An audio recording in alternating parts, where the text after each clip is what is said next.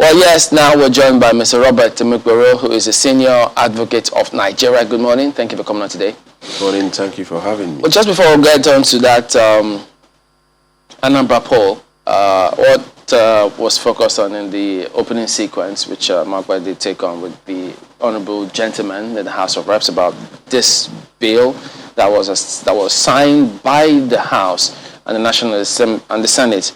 You know, the way it came across, it was a little confusing initially. There were those who used the term Harmonized Electoral Act Amendment Bill, and then it was a conference committee. So, but now the way it is that some members say normally the procedure is you bring the bill, give us 24 hours to consider it, and then we all come to the table before we agree to it. But this case, some say that they brought it the same day, we signed it the same day. Do you think these factors are going to weigh heavily on whether or not this will be assented to by the president? Well, frankly, I really don't know whether that is what the president will look at, i.e. the manner in which the bill was passed by the House of Reps. Maybe I should have added, yes, in addition to the protestations by members of both political parties this time, not just one political party, both of them, the leading ones, the APC and the PDP. Well, let me first and foremost situate your question within the legislative powers of the National Assembly. Yeah. Under item 56, the National Assembly has exclusive legislative competence in respect of the formation and regulation of political parties. And over the years, since 1999, the National Assembly has been passing laws to regulate the activities of political parties. So really, there's nothing strange in the National Assembly saying that party primaries should be by direct primaries. Even the present Electoral Act has a similar provision, only that it provides that it should be by direct or indirect primaries. But you must conduct primaries. So that is a regulation by the National Assembly. Now, that's just a background I just want to give to show that the National Assembly, they can't do that. They can't say it's only by direct primaries. They can even say it's only by indirect primaries. Now, the internal procedure by which the National Assembly arrives at passing a bill, for me, it's not something that is ordinarily justiciable in the sense that you can't really question it. Yes, once there is disparity between a bill as passed by the Senate and the House of Representatives, they will always set up a conference committee to harmonize it. So that conference committee of both the Senate and the House of Reps, the sole purpose of their meeting is to say, okay, let us see how we can harmonize this bill so that we'll come up with a unified bill for both houses to adopt and pass it. So in respect of this particular issue, yes, they had the conference committee. The conference committee met and did they really do much? Well, they didn't really. They didn't deal with all of it. They just gave some specific provisions. That was it. But what I do know is that yes, once a report is presented to both houses, the members certainly they are entitled to have this report to look at it. I really don't think it's their practice to just bring a report the very first time before the members and then they adopt it. But I really don't think that goes to the substance of the point, really, for me, as far as I'm concerned. Okay. For me, the question is the content of the reports. Are they in agreement with it? The majority of them, what is in the report? Okay. Well, for me, I'm not particularly satisfied with the position of the representatives of the political parties and members of the National Assembly on this question that I want to ask you. Because their interests may be different, from that of someone like you who is probably not politically active. Political parties are supposed to be like policy champions, right? They have political ideas or policy ideas for wanting to come into government. Yes. So I'm just wondering what the role of a political party is supposed to be when they win seats and occupy offices such as they have in the National Assembly. I'm asking that against the background of the fact that we're hearing of contestations of the position of the National Assembly concerning this direct primary. You know, the National Assembly says direct primary and no other option. But the political parties, the major ones at least, are kicking. I mean, at least from all the reports that are available all over the place, they are not completely happy. It's like they are being compelled and boxed into one angle. So I'm wondering, is there a role for the political party, which is the ruling party, in the affairs of the party, of the governance in which they are in charge of, if they are also not in agreement with the position of the National Assembly on this matter? What do you think is going on? Well, I really think what that throws up is a question of the kind of influence or control the political parties have over their elected members. Or none. Maybe they have none, but you know, I really think it also reflects, maybe to some extent, a lack of ideology, or as you say, policy, even within the political parties themselves. Because really, when a political party sponsors a particular candidate, it should ordinarily be a candidate that has keyed into the policies and the philosophies and the ideologies of that party. So that's really why I'm sensing a kind of a disconnect between the political parties and candidates who they sponsored. Every member of the National Assembly there is there on the platform of a political party. So the question, what is the platform of this party really? What are the ideas, what are the ideals that ought to be promoted by their sponsored candidates? So when you see that kind of a disconnect, I think it's something that is quite odd and incongruous, frankly. All right, let's bring in Mr. Festus Okoye as we go to the Anambra, like review the scenario there. Mr. Festus Okoye joins us from Oka virtually. Good morning and thank you for joining us on the program today. Well, it's, can we say it's all set and done now? Maybe one part of it, because INEC will still go back and, you know, take a look at what transpired, review the processes and see how you can improve. But right away, I'm sure you have feedback from a lot of people concerning the BVAS, the performance of the BVAS. What went wrong? Well, good morning. The commission has finished with this particular election. Yes, we had a lot of challenges with the BVAS during the first election on the 6th of November this year. But as you can see, when we went back to the to Ihiala local government area for the supplementary election, you can see that there was a lot of improvement in the functionality of the BVAS. The implication is that we have control in relation to what is going on, and we have the capacity to address some of those challenges. We are going to go back to the commission. We are going to sit down with our ICT department and also with some of our consultants to take a second look at the functionality of the BVAS and make a determination of what actually went wrong in relation to the 6th November election. Now, you see, the BVAS were brought in 3 different consignments, and it seems to us as if the challenge was with only one of the consignments. And I think it's possible it's a software challenge, it's possible it's an updating challenge, and so on. But our engineers went around some of the registration areas on election day and did some updating, and the thing started working really well. And so, but we are going to go back and take a second look at the BVAS and remove whatever challenge occurred during that particular period. Well, another question on that, Mr. Okoye, would be, how do we upscale that?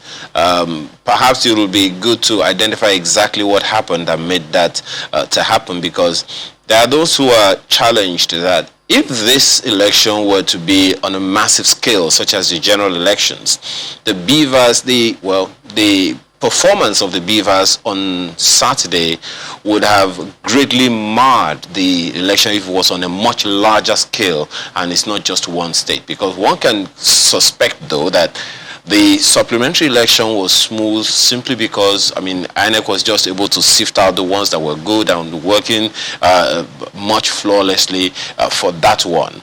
So if it was on a much larger scale, on a national scale, using the beavers would probably be a major challenge, and it could mar the entire credibility of the whole process. So if it was going to be on a larger scale, how significant a challenge would INEC have to contend with? I mean, I think we don't have fortune tellers among the national commissioners. What we have are people who look at situations and try to address those situations. We don't normally roll out any of our electronic solutions without doing a test run. When we did a test run of the beavers during the Soto South One State constituency election, we didn't have any serious challenge. Now we rolled out during this election, and there were a few challenges. But when we went back to Ihiala local government, where we had over 323 polling units, we had a very smooth cell, and that was because it seems to us as if our engineers identified what the problem was and decided to fix it. So as we move into the 2023 general election, we are going to have so many by-elections. We are going to also have so many off-season elections, and we assure Nigerians that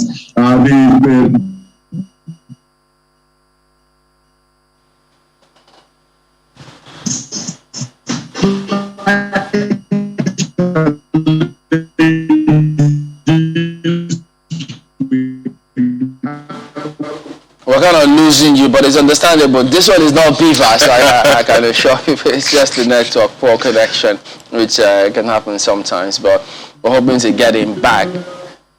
Now it's still. Can you hear me? Okay, we'll hope, and we'll just correct that in a minute, and then get back to him and get his response about some of these things. So we're even going to talk about the fact that it's not the first time INEC is using this beavers. Yes, it's the first time in Anambra State for elections, but they used it previously.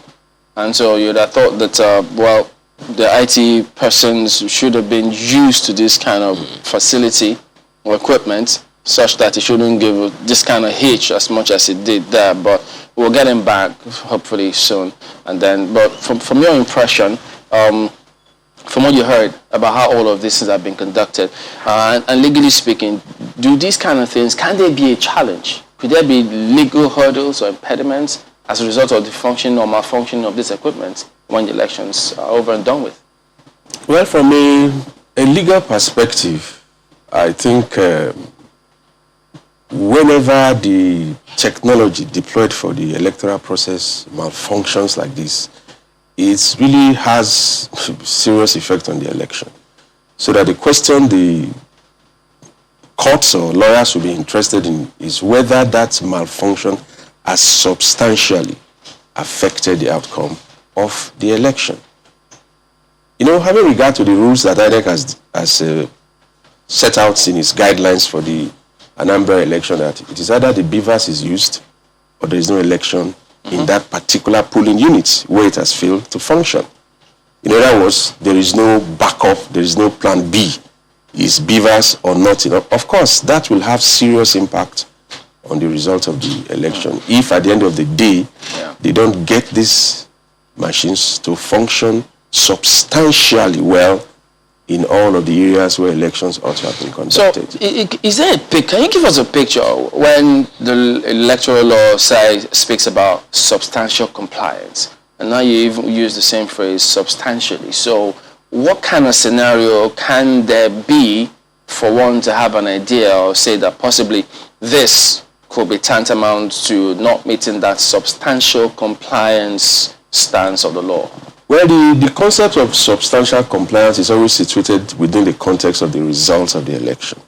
Will it substantially affect the results of the election? So, for example, if the number of polling units where the beavers malfunctioned is such that the margin between the winner and the person who came second can be breached if elections are properly conducted, then it means that substantially affected the outcome of the election. Furthermore, for example, in I think it was in Ihiala local government election where they had to suspend the election, and the election was repeated on Tuesday, which is yesterday.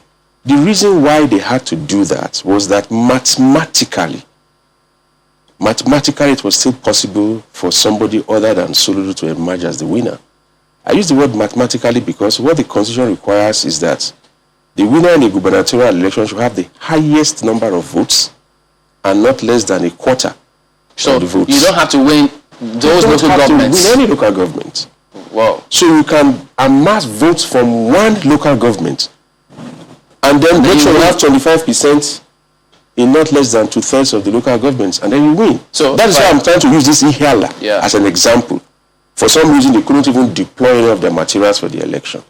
But a return couldn't be made because mathematically, from what I saw in the results, it appeared that one of the candidates had in fact scored a quarter, that is 25% of the votes, in not less than 2/3 of the local governments. So all you needed was about 60,000 or more votes in Ihiala, and he would have been the winner. In other words, when those politicians were saying, look, it's not over for us. Even though we haven't won 11 or 10 local government areas, all we need is just this 60,000. Yes. Even if we win one of those, you could win 11, 12 local government, but once we win one, we win the elections. Exactly.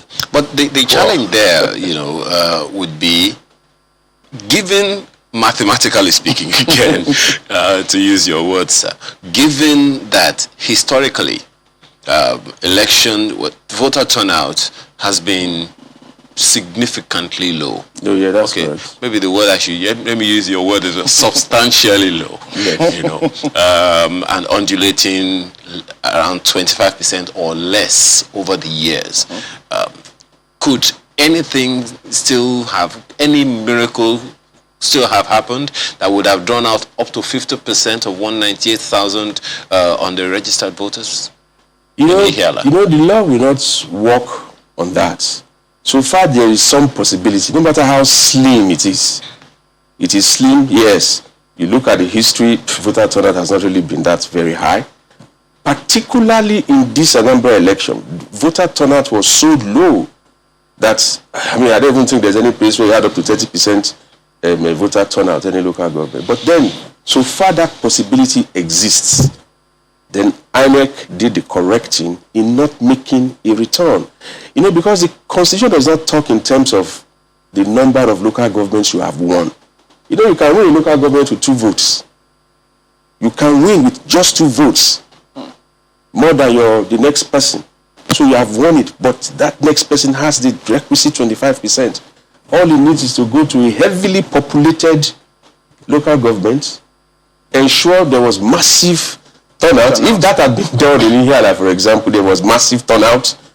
Almost, let's say they have about 148,000 registered voters. If, say, 100,000 came out and one party got 80,000 votes, you see, INEC will have to return that party. Notwithstanding that they didn't win. So with 2 local governments, 3 local governments, you can't be the governor of a state. Why did some lawyers... The Constitution does not talk in terms of winning any local government. It only talks in terms of scoring the highest number of votes and not less than a quarter of the votes in 2/3 of the local government. Are you concerned about that voter turnout thing? Everybody should be concerned about it. Maybe it's well calls for a review because it's a constitutional provision for us to look at it, because there is nothing in any law, either the Electoral Act or the Constitution, that prescribes a minimum turnout of voters. But there isn't any law that says why did some lawyers talk about sorry. Section 172 for declaration of result? They thought that, well, look, 179. Sorry, in terms 179. It wasn't clear. You see, when they made reference to Section 179, none of them placed that Section 179 within the context of the results that have been so far announced. They are just looking at it within terms of, Soludo had won 18 local governments. So but the Constitution doesn't deal with winning your local government. It talks in terms of highest number of votes. You can gather so much votes from one local government. It's possible. There are states that have rural areas where they don't even have anybody there, and then you have areas where the entire population is concentrated in that place. All right, so we'll find out what does this mean for the general elections when we return in just a moment. Stay with us.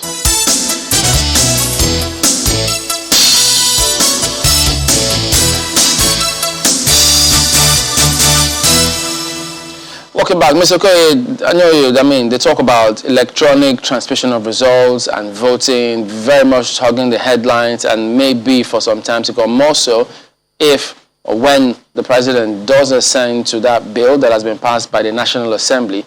So the thing now is, what kind of impact will the performance of this, I know you use several terms about uploading results and such phraseology.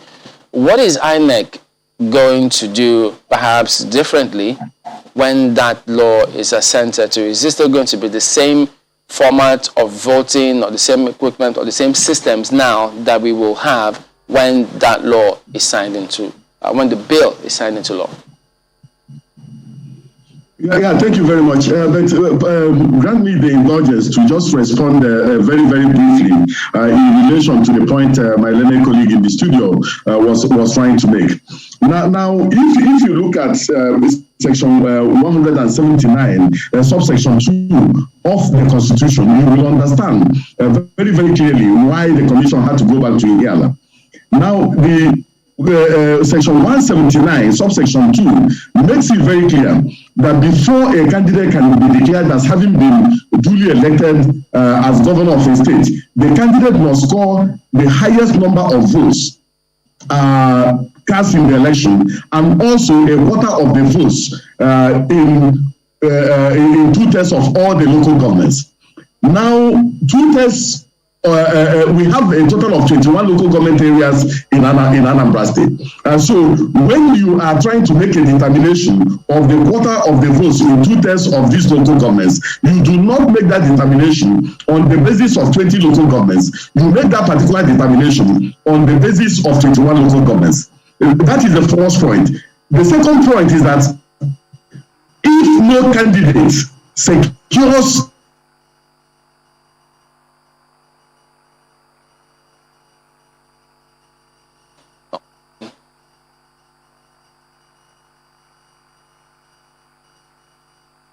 I'm afraid we lost him again, as you all saw, but hopefully we'll try to get his response before we wrap that segment up.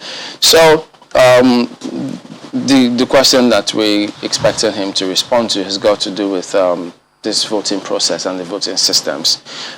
From the look of things now, he's given us the assurance, I imagine, I try to infer from what he said, that they'll go back, the IT department, look at the processes, what went wrong, and expect to come back better, because they will have had the opportunity of testing whatever they're going to deploy with the by-elections. They have several of them.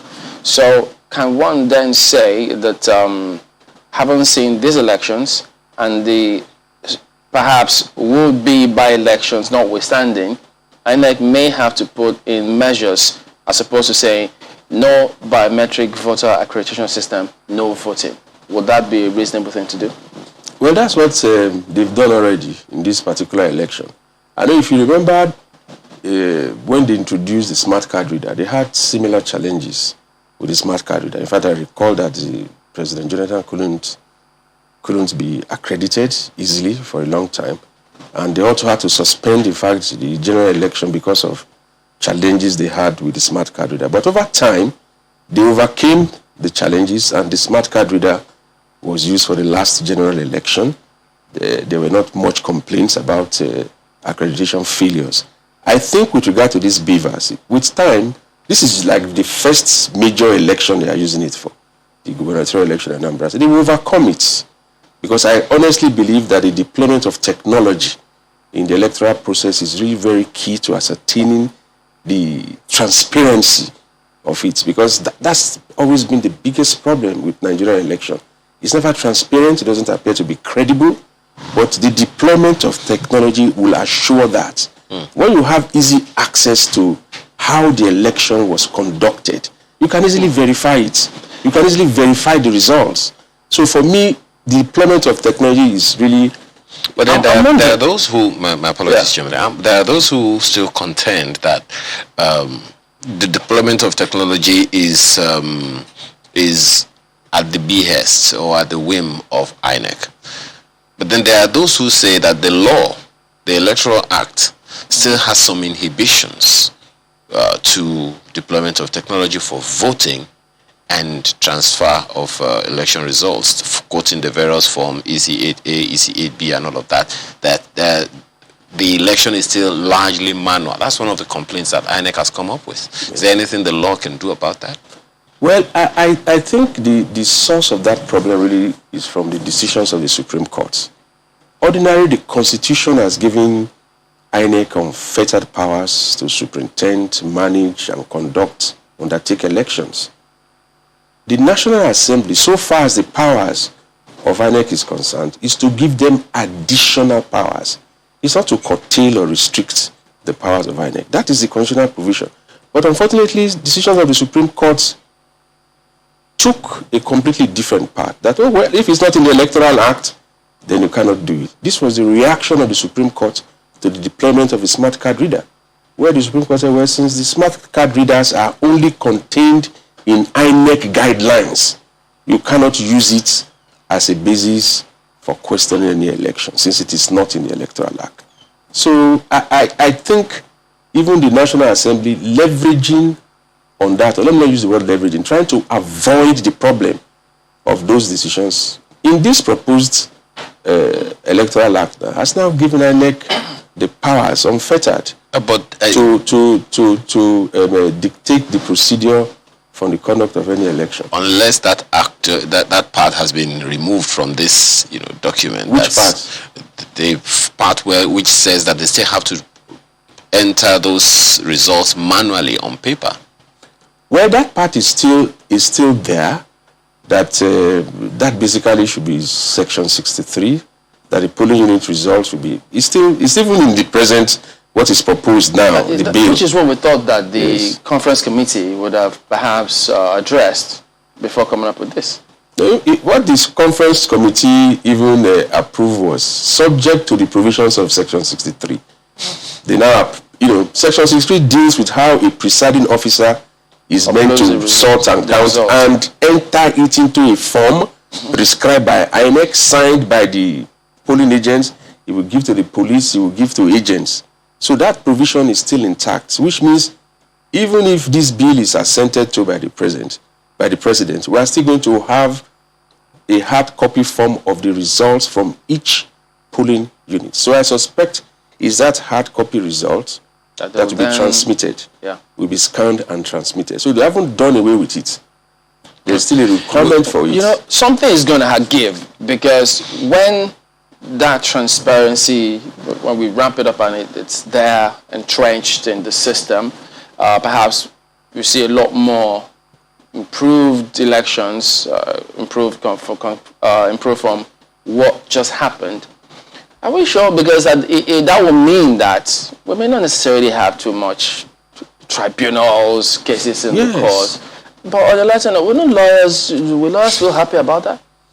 Well, there are very, very lawyers who will definitely not feel happy about that. But I think this is what we should strive to do. We must strive towards that standard where election petitions are reduced, if not completely eliminated, because it doesn't even do the system any good. The judicial system itself is put under enormous pressure from election petitions and election-related cases. And I think it is so undesirable that anytime an election is conducted, the next thing you think of is an election petition. People should be able to see that, well, this looks substantially transparent and credible. Let me accept the result of the election. And okay, we've got Mr. Okoye back, so just in time. So, Mr. Okoye, could you go ahead that if you haven't finished with the point about responding to Section 179, subsection 2, if you want to move on to the next question, which is about what to expect or what you're going to do differently about electronic voting if the law is assented to? Yes, let me just conclude the point I was making. Now, the point I was making is that a quarter of the votes in 2/3 of the local governments must first of all be determined.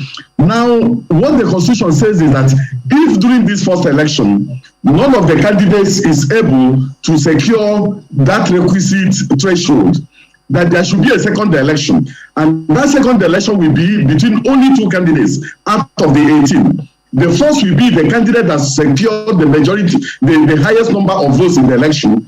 And the second person or the second party will be the party or the candidate that secured the highest number of votes in the highest number of local governments.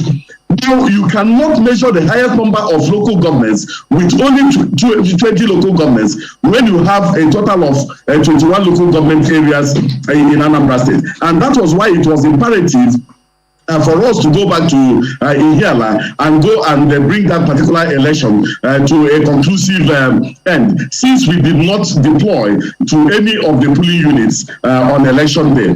Now, the second issue is that with the passage of the electoral amendment bill by both houses of the National Assembly, the law is still incoherent until the president assents to it.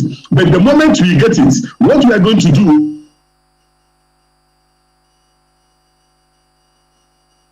What I want to hear, it keeps going off when it gets to that part. Oh dear. Okay, well, we lost Mr. Okoye, but I think at some point, well, we'll just still try with that one, but we'll have to end for now. Mr. Mukboro, we do thank you for your time. Thank you very much. Mr. Mukboro is a senior advocate of Nigeria.